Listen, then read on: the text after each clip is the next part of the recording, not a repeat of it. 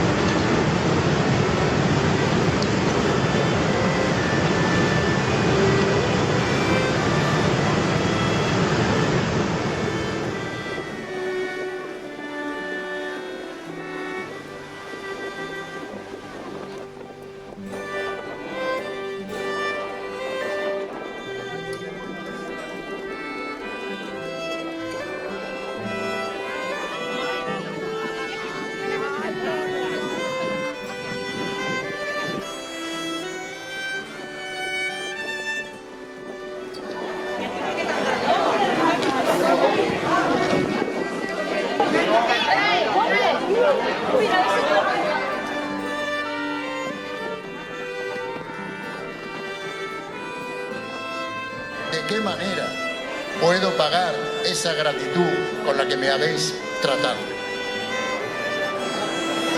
Pues un penco de vino estaría bien, si no le importa, majestad.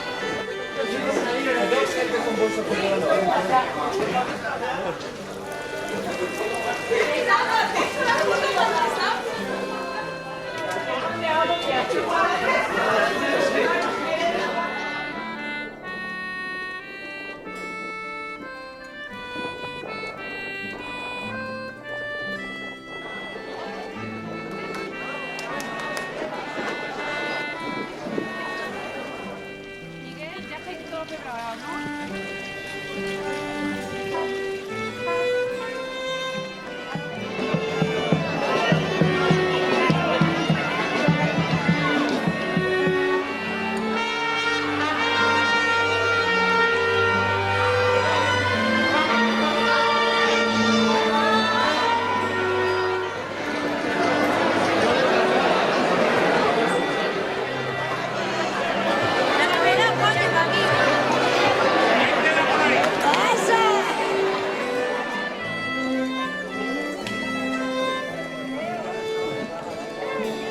Que muy de aquí.